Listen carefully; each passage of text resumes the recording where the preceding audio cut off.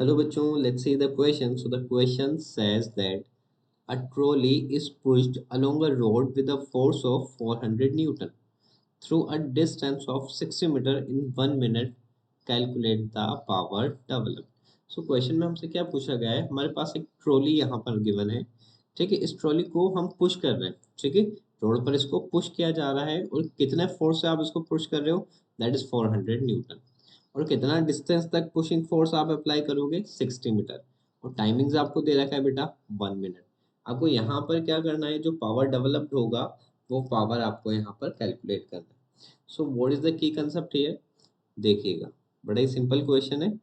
सबसे पहले मैं यहाँ पर लिखूंगा बच्चों कि की कंसेप्ट जो हम यूज करने वाले हैं इस क्वेश्चन में वो क्या है।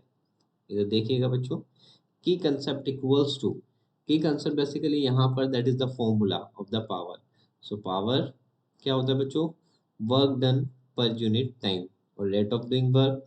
ठीक है, चलिए, बट यहाँ पर आप देखेंगे कि गिवन डेटाज में आपको कहीं पर भी वर्क तो गिवन ही नहीं है।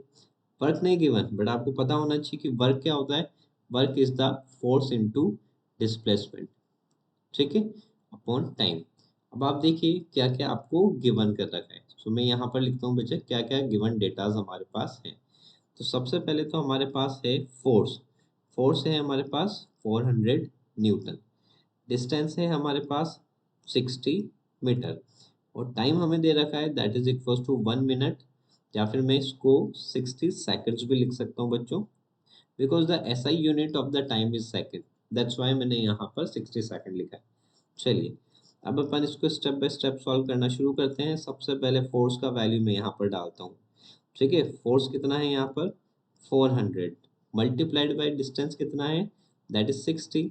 और टाइम हमारे पास कितना है 60 सेकेंड। सो 60 से 60 यहाँ पर कैंसिल आउट हो गया।